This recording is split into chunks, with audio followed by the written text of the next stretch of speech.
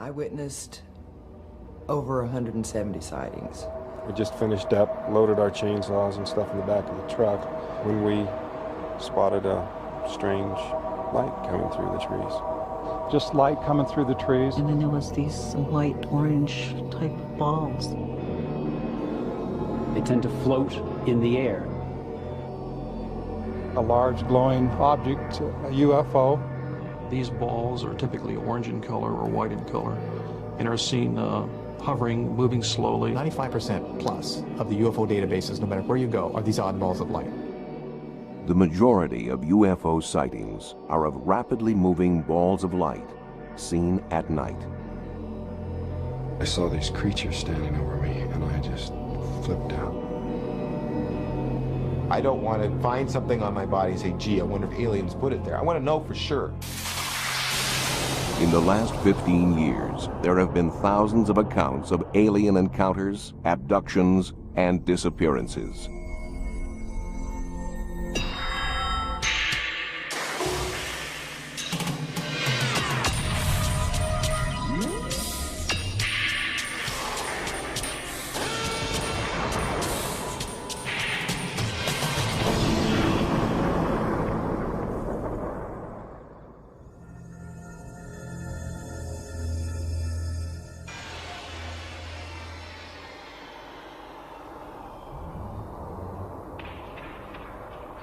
Well, I'm driving down to southern Oregon. I got a phone call about a sighting that this young couple had recently. It appears that it is a light, an unusual light, behaving erratically in the night sky. What's unusual about this sighting is that it lasted approximately 3 hours, which is considerably a long time for a UFO sighting. And I think the only way to determine exactly what they saw is to meet them, go over it step by step, make sure that all the details are covered, and of course what's most important is see what kind of people they are.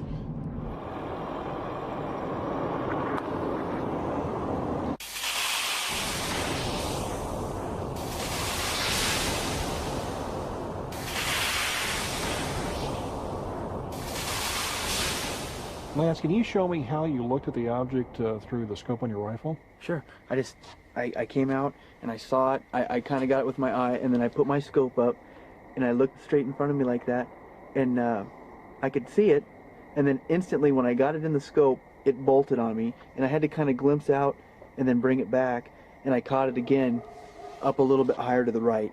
And I was like, come on, let me see, let me see, let me see. And he's like, holy crud, it's a jellyfish. That's exactly what it resembled, was a jellyfish. I thought, whoa.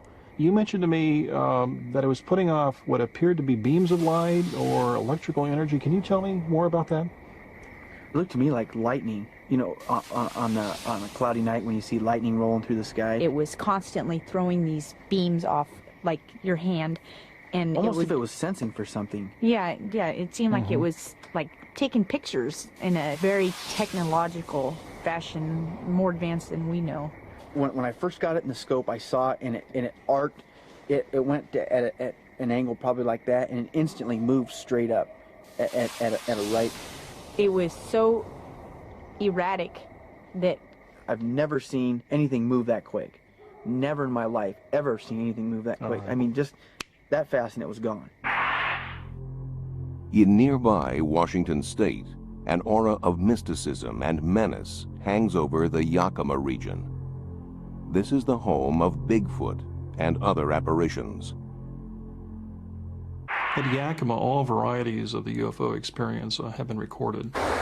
Balls of light, what might appear to be spacecraft, unusual sounds, creatures, entities, beings, if you will, even what we might consider to be abductions.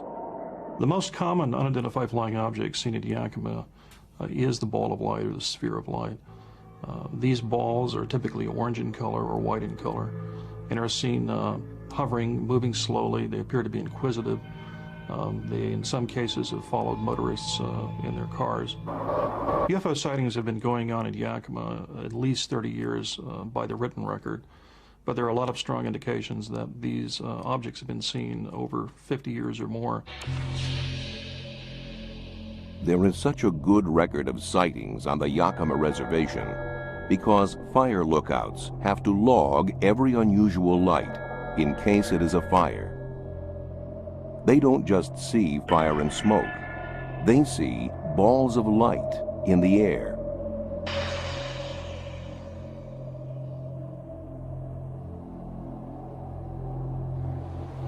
I have seen roughly 100 lights, or maybe a few more or a few less over the years. I'd have to go back through my logbooks and count them up. I've been a lookout for 34 years, and this is all is my area, plus some of it over here isn't on my map that I'm still responsible for. And when I see a fire, I have to take a cross shot and then pin it down in a little spot.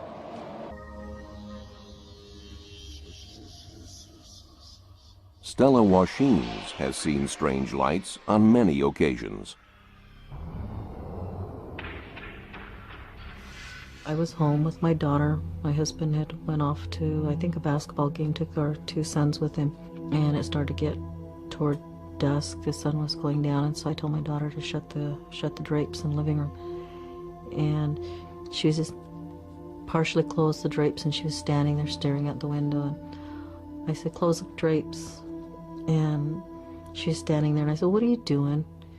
And she says, "I'm looking at all these airplanes out here." The dog was banging into the door, and he just like bowled past me, and he just went and wedged himself under the table and stayed there.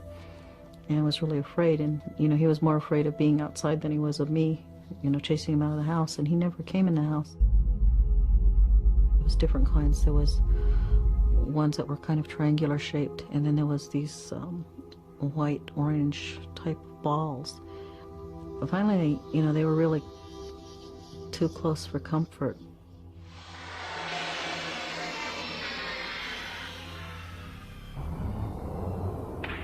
Hotspots of strange lights show up throughout the world, from Yakima to Scandinavia, Australia, and Britain. Security cameras at this shopping mall in northern England recorded a ball of light for 30 minutes. It drifted around the building and was captured on 3 cameras. What are the people at Yakima and elsewhere seeing? Perhaps the beginning of an answer can be found in 18th century New England. One of my first interests in the field of anomalies was the dark day of May 19th, 1780, during which time the northeastern coast, New England coast of North America suddenly became dark. It started to become dark in the early morning, and by noon it was so dark that people required candles and lanterns.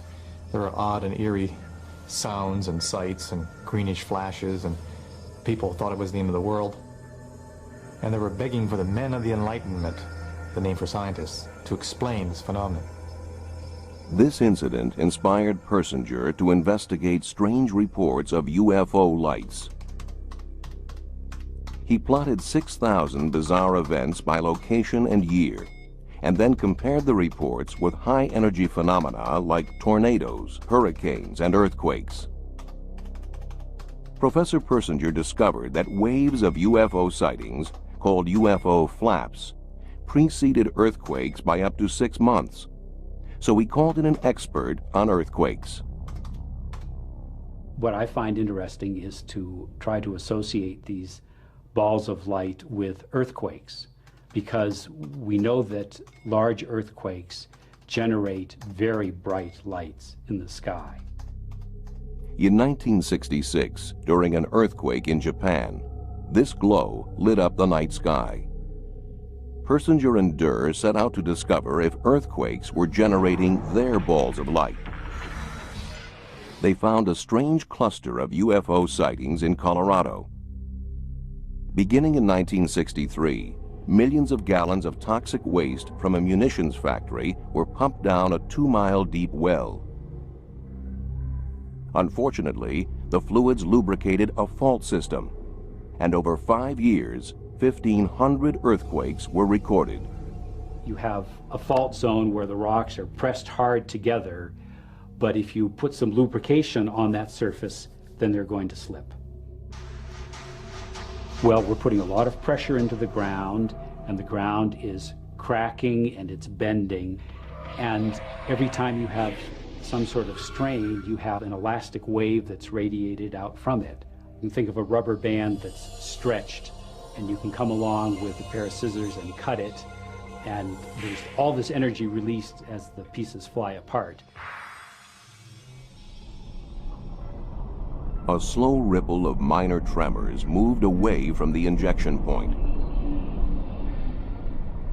It traveled at speeds of between 30 and 80 miles per month. And just before the quakes reached a district, a rash of UFO lights were reported. So it would be fluid injection, strain, UFO reports, earthquakes, in that repetitive cycle. Could UFO lights and earthquakes be linked? It's possible, for light can be created by rocks. Triboluminescence means light produced by friction, the rubbing together of two surfaces. Many minerals produce this phenomenon, but one of the best known is quartz. And so I have some quartz here with which I will demonstrate this.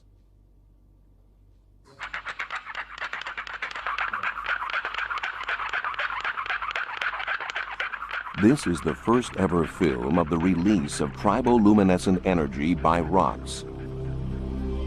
There is another possibility. When the Earth moves, the enormous forces crush the crystals that form the rocks. Pulverizing crystals with pressure can release light.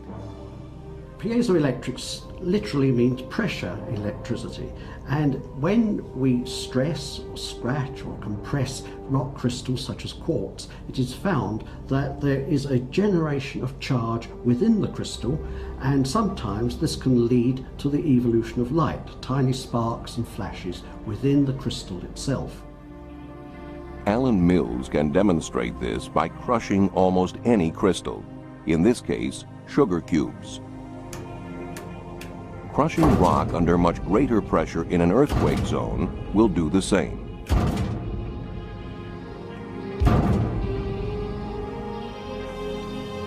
In complete darkness, cameras catch the flash of light released from the sugar cube. But there is a problem. No one knows how this energy could travel from deep in the earth to become a floating ball of light. What's more, there are those who feel Persinger and Durr's theory about balls of light preceding earthquakes is faulty.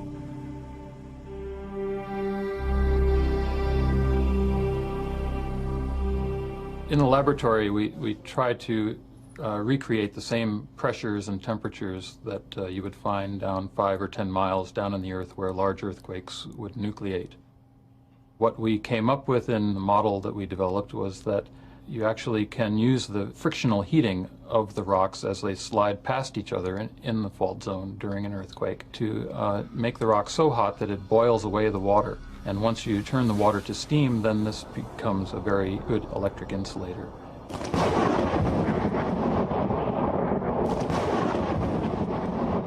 Dr. Lochner says that this steam stores electric charges, like a lightning storm underground. The fault zone itself provides a conduit for the electric charge then to come right up to the Earth's surface. The mechanism that we've developed really requires the earthquake itself. It's not going to give you earthquake lights before the earthquake.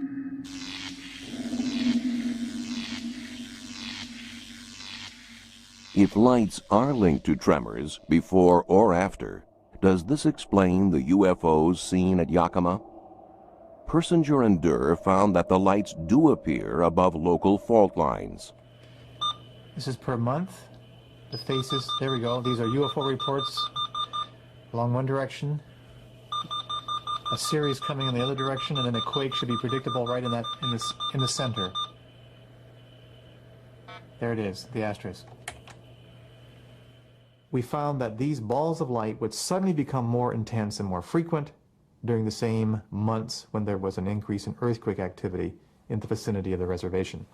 We also found something else out, that whatever triggers these processes are pretty subtle.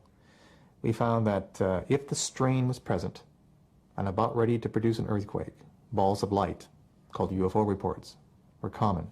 But if there was a sudden geomagnetic impact, a massive increase from geomagnetic activity, then the phenomenon was more intense. An increase in our geomagnetic activity can be caused by the solar wind, a stream of charged particles that blows off the sun. When that wind hits us, the Earth's magnetic field is distorted. Professor Persinger suspects that when the wind blows, we also get balls of light and reports of UFO sightings. However, Persinger and Durr's research into earthquakes does not explain all close encounters with UFOs. The tectonic strain theory of UFOs has been designed to try to answer the question, why so many of these glowing balls of light seen at Yakima? But the problem is that mixed in with sightings of balls of light have been other objects. There's also been close encounters. We deliberately exclude close encounters types of sightings. What might appear to be spacecraft, there appear to be abductions.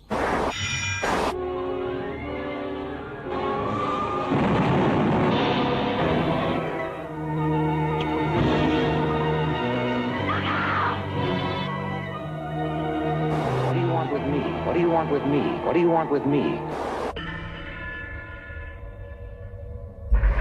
In the last 15 years, tens of thousands of people have come forward to describe their experiences at the hands of alien abductors. They recount tales that range from the tranquil to the terrifying. Messages of goodwill, horrific medical examinations, and the removal of fetuses and hybrid babies. Some people claim they have been abducted while driving, others while sleeping. One of the most famous and convincing cases occurred more than 20 years ago in Arizona. My name is Travis Walton. I'm presently employed as a purchasing agent. I was working in these woods as a tree sawyer back in 1975. Well, my name is Michael Rogers, and in 1975 I was a logger right here on this spot. I was the crew boss of a group of guys, of which Travis Walton was a member. And today, that's what I'm still doing. I'm still doing the same kind of work. We just finished up, loaded our chainsaws and stuff in the back of the truck when we spotted a strange light coming through the trees. Just light coming through the trees. The longer I looked, the stranger it was. One of the guys in the back yelled out, "It's a spaceship." Travis jumped out of the truck to go get a closer look at it. As I hurried towards it, I noticed that it wasn't moving away. It was a large glowing object, a disc-shaped object, a UFO. A disc, a metallic disc hovering there less than 100 feet away. The color of the object itself was sort of a golden color, like the color of metal out of a blast furnace, you know, the color of steel. Now, this was not some little hazy ball of glowing gas off in the distance. This was, I mean, it was a clearly defined mechanical object. It just struck me as being quite perfect and quite beautiful. It kind of had a sort of a rumbling sort of effect. It kind of like shook you inside, had a power to it. But it was kind of like almost below the threshold of hearing. At one point there where the thing started moving and started making more noise, and it started wobbling and it kind of raised up. And the guys in the truck were yelling at me, "Stop, what are you doing?" You know, and get away from there and all this stuff. And this thing by this time was making a lot of strange sounds. And so I was having second thoughts about what I was doing. He crouched down behind a log. I just dove for cover. You could see the truck shaking, and I could feel it through the steering wheel. It was just shaking like this. And that's when things got really hairy. I made up my mind right then, I'm getting out of here. And so I raised up to go. This beam came out of this thing like a bright bluish beam of energy of some kind, and it struck him in the chest and head area. And wham, something hit me. Just momentarily, it was like blinding. I couldn't see for like a second. It just was like an explosion going off in front of him. It blew him back. It felt a little bit like a physical blow. It felt a little bit like an electric shock, too. And he landed way back over here. I just blacked out. And that's when I hit the gas. We realized that we had left Travis here. He was probably hurt. From every appearance, he was hurt. If he wasn't dead, he was certainly hurt. We all got out of the truck at one point and kept discussing about it, kept looking back over here and talking. And after, I don't know, 10 or 15 minutes of this conversation, we finally decided we better go back. I regained consciousness very slowly. I was kind of in and out. I didn't know where I was. I was very disoriented. I just, in and out. I eventually kind of remembered what had happened, walking up to the object and being hit by something. So I kind of surmised that I'd been hurt and that they had taken me to a hospital, and that's where I was.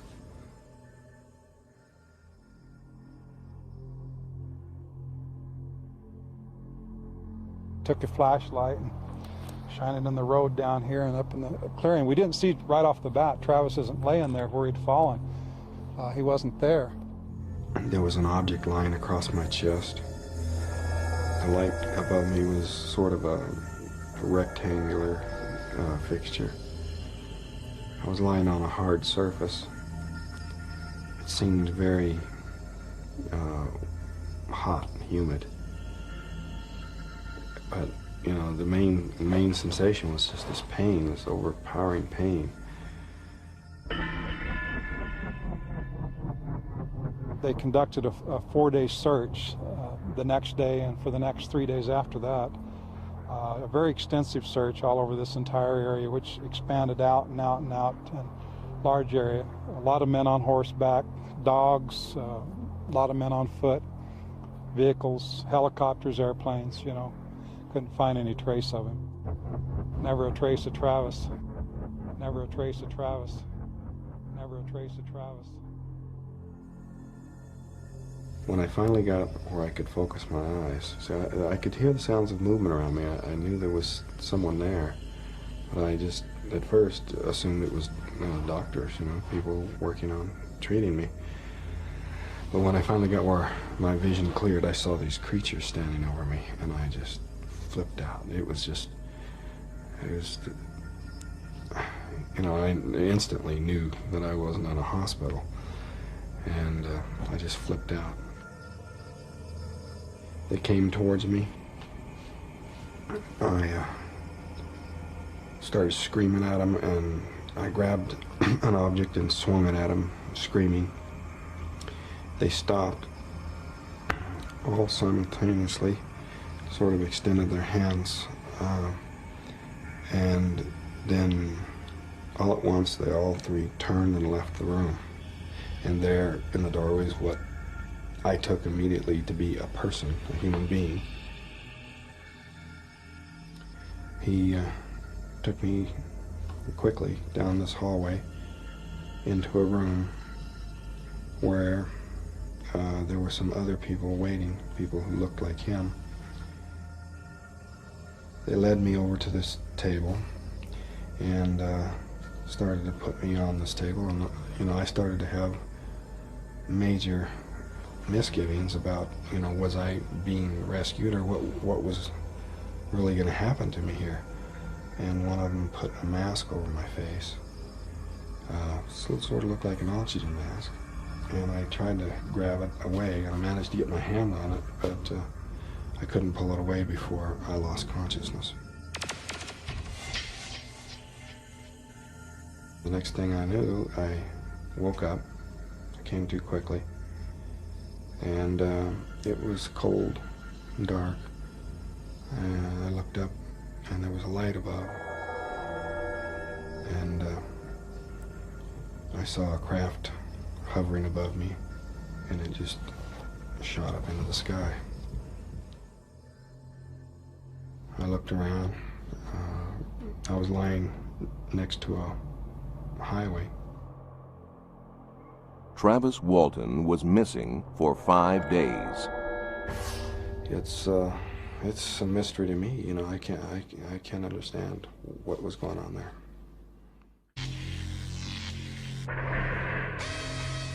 What makes abductions hard to dismiss is the close similarity of the experiences described. Even from the very earliest UFO reports, people noticed that there were considerable similarities in the stories. What I found from this comparative study was that there were a great deal of similarity in the stories. Most start out with a capture, go to examination, and on very rare occasions, a kind of spiritual experience. There's also a great deal of similarity in the content, the description of the beings, the descriptions of the ship itself, the feelings and sensations and strange effects that people report. These are all extremely similar from one story to another. The sequence of events staying so regular is quite peculiar, given the fact that these are lengthy stories, they're quite bizarre. They would be excellent opportunities for people to simply rearrange some of the episodes or some of the events within an episode, but that very seldom ever happens. Abductees report that their alien kidnappers come from various star systems and distant suns. They include the Pleiades, Betelgeuse, Barnard's Star, and Zeta Reticuli. They are all light years from Earth, and no signs of life have been found emanating from them. I have, in my opinion, definitely had contact with something non-human, independent, very smart, and it appears has a great concern for my soul personally. But when you get abducted, as it's called, and put on a table and reduced to nothing more than a piece of flesh, and you have needles put in you and you're scared to death, it really gets your attention. What I'm doing here is I'm illustrating various scenes that are going to be in a film that I'm producing about the so-called abduction phenomenon, or as I like to call it, the visitor phenomenon. It has a less threatening sort of connotation to it. So I've been doing sort of accurate portrayals of the way the beings are actually seen, and these beings you see here are actually based on information that I obtained from working with a hypnotherapist about 4 years ago.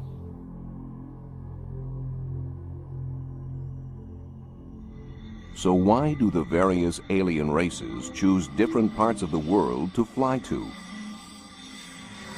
One peculiarity of the stories, one element that would suggest there might be some cultural differences, is that while in North America, the small gray aliens have been the most common,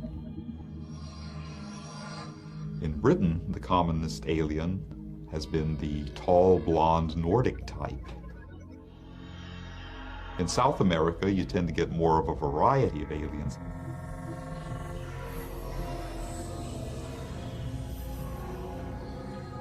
But could these images be generated solely by the mind? The brain is an electromagnetic organ where there are billions of electrical pulses every second. If something interferes with those signals, all kinds of strange things can occur. Michael Persinger suspects there may be a link between reports of abductions and his theories on the UFO balls of light phenomenon.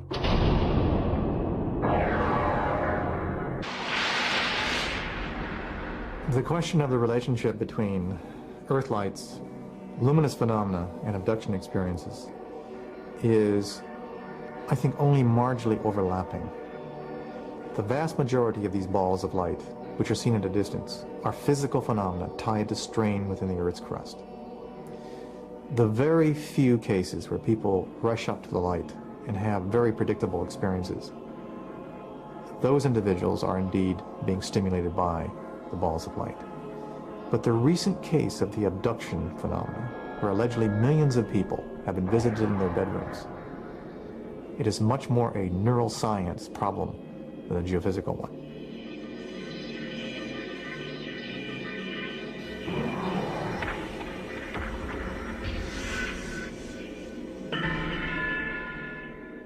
Persinger has built a chamber to test his theory. It is completely soundproofed. The subject sits in darkness, blindfolded. A weak magnetic field is generated in a special helmet.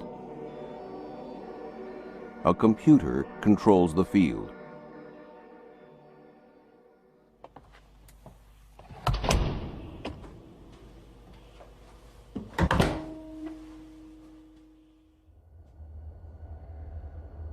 Persinger varies the shape of the electromagnetic wave transmitted through the brain.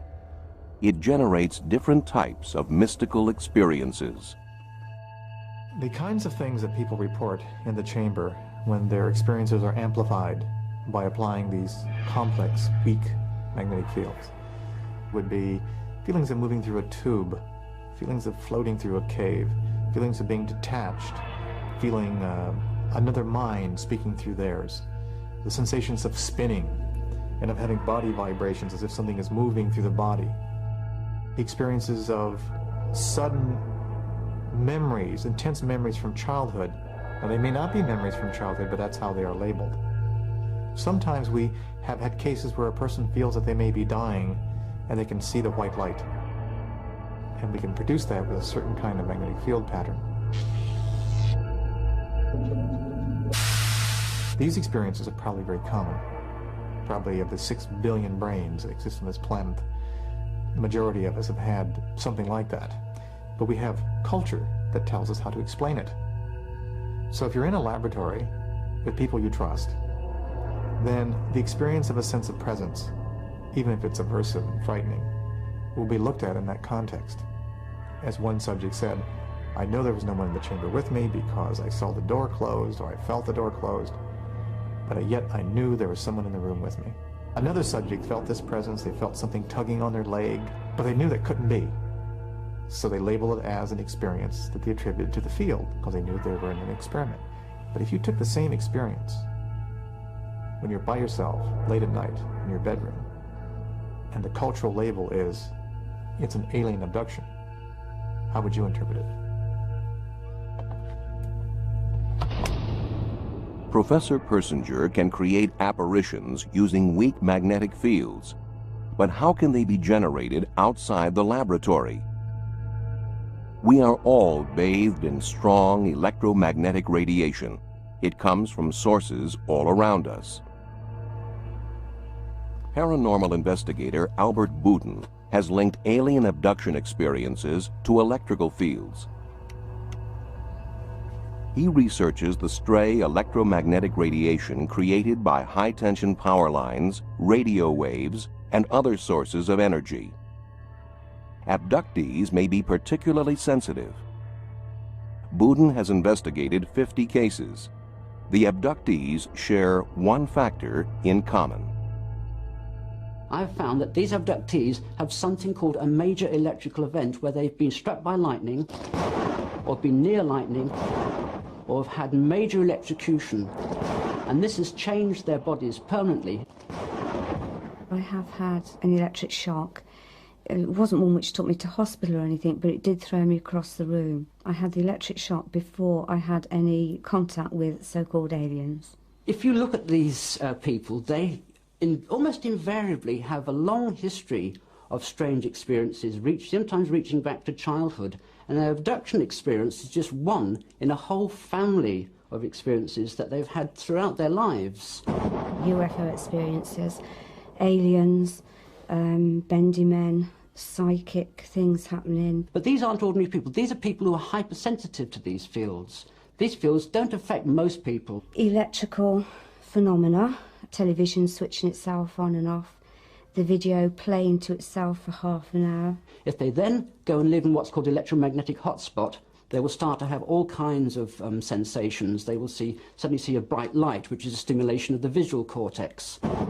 Within this vicinity, there are microwave transmitters, radio transmitters, electrical substations.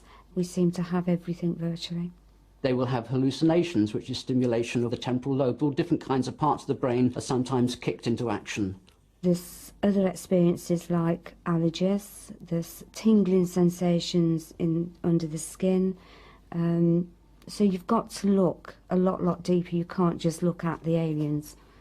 They're dreamlike very often, these experiences, and researchers who are very keen on impressing the extraterrestrial aspect on this will filter out all of these absurdities. Trolls piloting spaceships, garden gnomes leading witnesses into enclosed areas, a dog lying in a carpeted flying saucer. These things occur over and over again, and it's quite obvious to me that the source of this imagery comes from the human unconscious rather than from Zeta Reticuli. I genuinely believed that the experience had happened. It took me about 2 years to come round to actually being logical about it and looking at it in a logical way. This is an environmental health issue, and in fact alien abduction experiences are just a very small part of a much broader issue, which is electromagnetic pollution.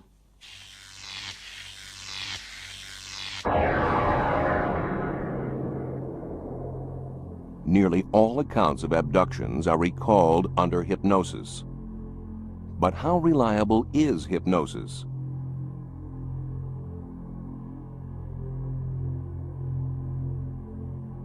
We all have strong memories of our pasts. However, false memories, even without hypnosis, can be created if the subject wants to please their therapist. They recall what they think the hypnotist wants to hear. Even without hypnosis, as events fade and are dimly remembered, we create new memories to fill in the gaps, reinventing the past. It's all too easy to create false memories. A Canadian psychologist gave volunteers what they thought were personality tests. The psychologist used positive feedback to implant the idea that they saw a mobile on the day they were born. He told them that they were exceptional personalities and that this was potentially due to their brains being stimulated by the mobile. One group was asked what their first memory was. None of them recalled a mobile. Another group were regressed to their first memory using hypnosis. Almost half reported memories of a mobile on the first day of life. But it's thought that babies' memories do not begin to function until after the first 3 months of life.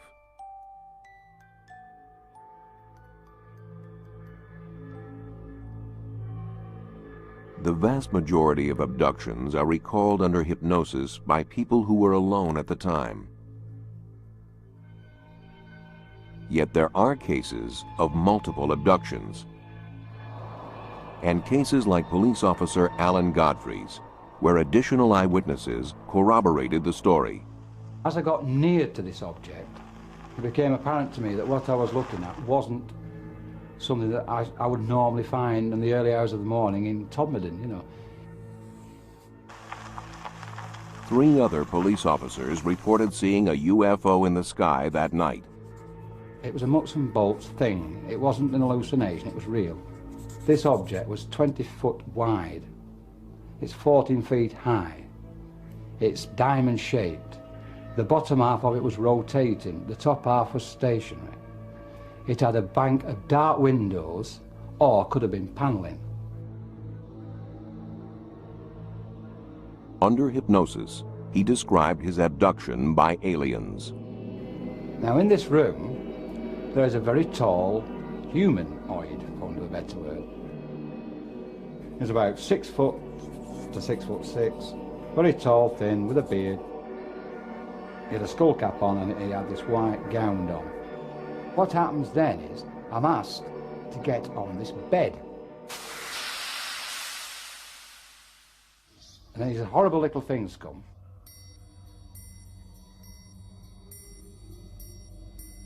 They are a lamp-shaped head with black dark eyes. That's the best way I can describe them.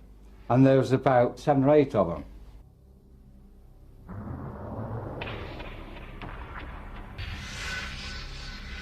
But is this close encounter a false memory created by hypnosis? The actual account which Alan gives under hypnosis is very, very compelling, because when you fit together the jigsaw of what he remembers consciously and can tell us consciously with what he can only remember under hypnosis. It ties together. For instance, at the beginning of Alan's connection with the UFO, consciously, he tells us that he thought it was a bus. He realized on second looking again that it wasn't a bus, and he decided to drive on and have a look at it.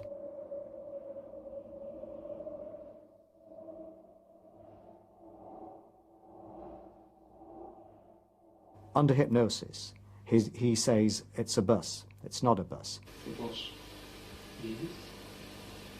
It's not a bus.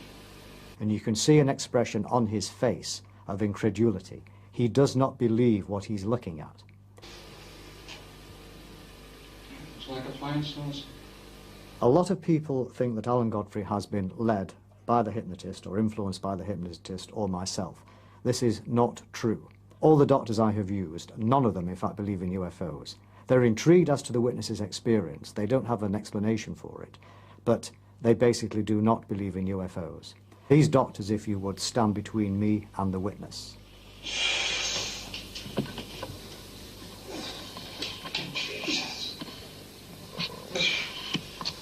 There's a light.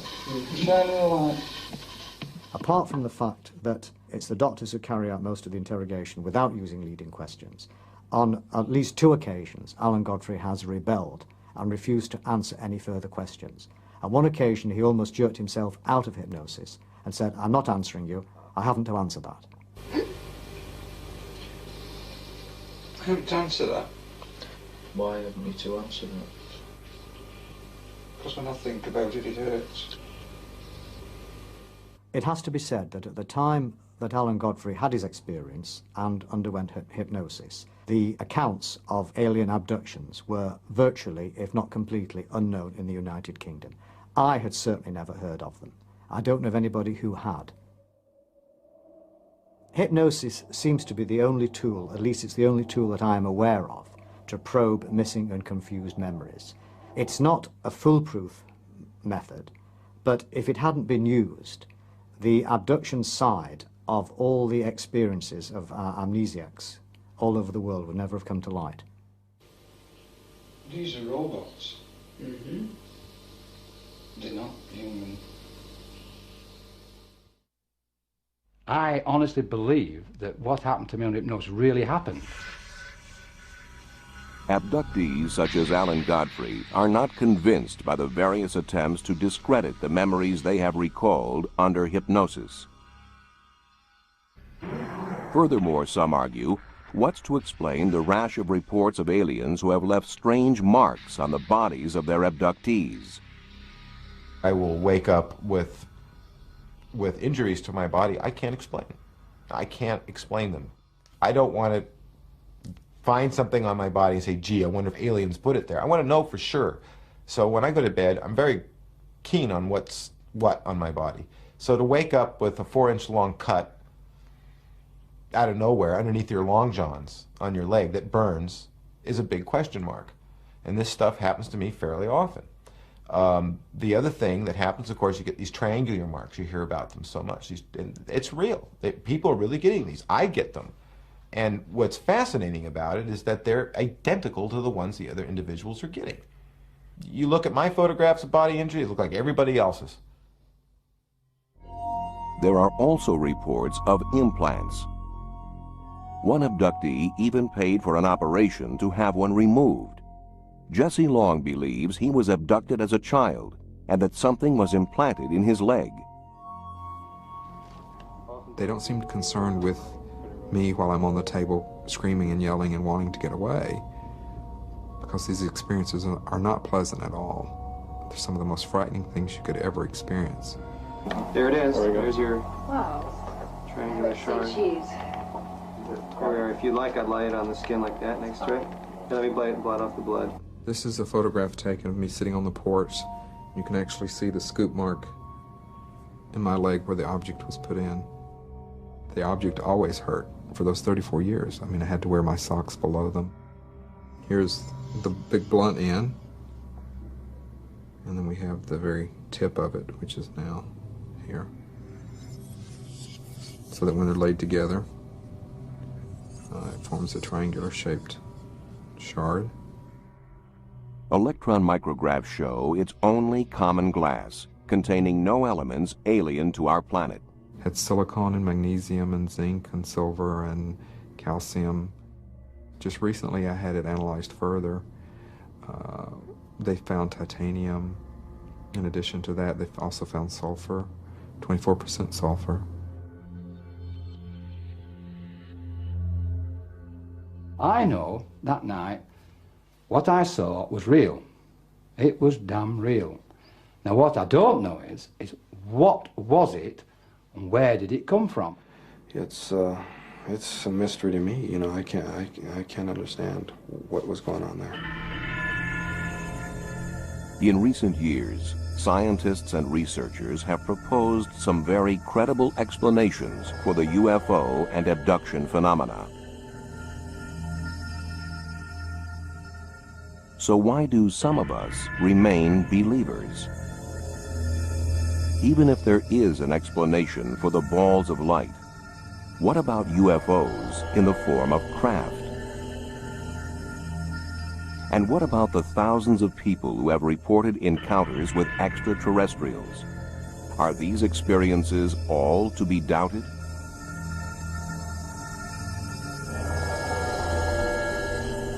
Perhaps there is a part of us that really wants to believe that we are not alone, that there is life beyond us, reaching out